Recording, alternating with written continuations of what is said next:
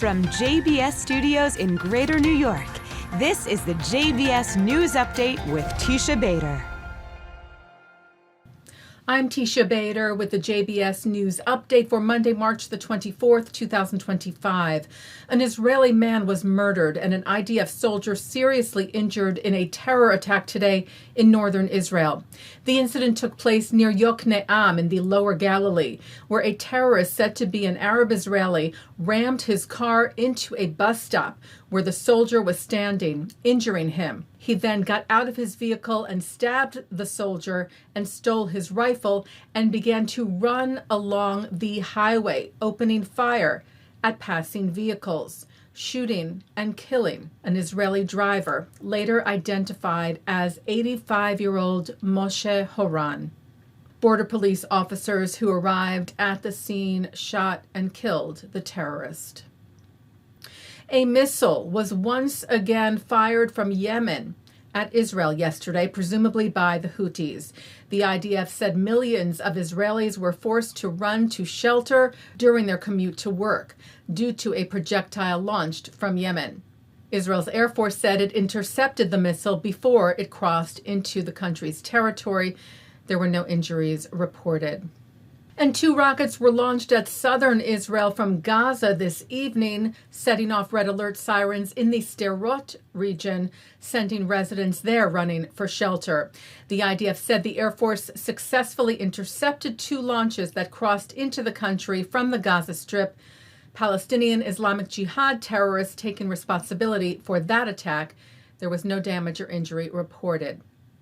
The IDF continues to eliminate terrorists in Gaza, saying yesterday, in recent days, the IDF and Shin Bet, Israel's security agency, have hit hundreds of terrorist targets throughout the Gaza Strip, using fighter jets and aircraft with the aim of damaging the military capabilities of the Hamas terrorist organization and removing a threat to the citizens of the State of Israel and IDF forces.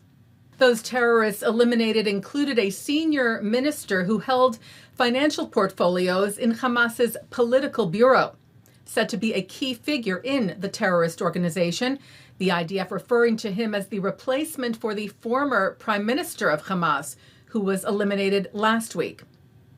Israeli Prime Minister Benjamin Netanyahu spoke over the phone yesterday with U.S. Secretary of State Marco Rubio, the Prime Minister's office saying the two discussed regional developments, including releasing the hostages and the resumption of fighting in the Gaza Strip, saying Rubio expressed the U.S.'s unwavering support for Israel and its policy. Israel's Foreign Minister Gideon Sa'ar today hosted European Union High Representative for Foreign Affairs Kaja Kallas in Jerusalem, where Foreign Ministry spokesperson Oren Marmerstein said Sa'ar emphasized that the war could end tomorrow with the release of our hostages, the demilitarization of Gaza, and the withdrawal of armed Hamas and Islamic Jihad forces from there. He said Kallas highlighted Israel's right to self-defense and emphasized the importance that the EU places on Israel's security. In her remarks, Kallas also noted that she met with hostage families earlier today and reiterated that Hamas must release all hostages and said Israel must fully reinstate humanitarian aid into Gaza, stressing that negotiations were the answer. The EU leader also condemned an attack on a rabbi that took place in France this weekend. Rabbi Aryeh Engelberg was reportedly kicked, punched, and bitten in front of his 9-year-old son while the two were making their way home from synagogue in Orléans Saturday evening. His assailant also reportedly using anti-Semitic slurs. The suspect was arrested shortly after the incident and transferred to a psychiatric facility. The incident was widely condemned in France, including by French President Emmanuel Macron, who called the attack shocking, saying anti-Semitism is poison. We will not give in to silence or inaction. Well, a college basketball coach just coming off a major victory took that celebratory moment to talk about the hostages still held by terror group Hamas in Gaza. Bruce Pearl, who is Jewish, coaches the Auburn men's basketball team, who advanced to the Sweet 16 conference this weekend.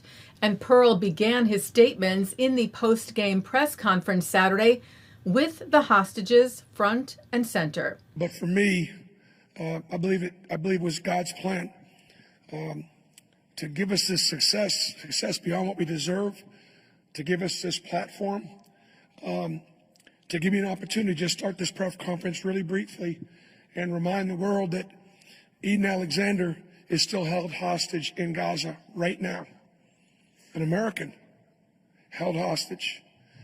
And there aren't enough people in this country that know his name. So I asked the players if it was okay if I started out this press conference and just called out the name of an American. Bring the hostages home.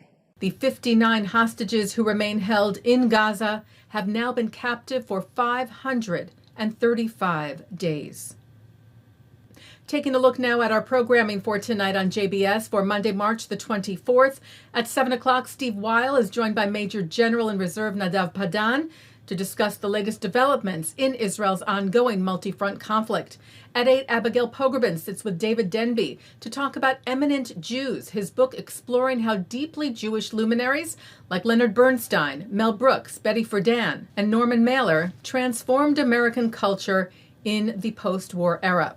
At 8:30 tonight, Eric Goldman sits down with award-winning filmmaker Wendy Sachs to discuss October 8, her documentary about the explosion of anti-Semitism on college campuses, on social media, and in the streets of America in the aftermath of the October 7th Hamas massacre.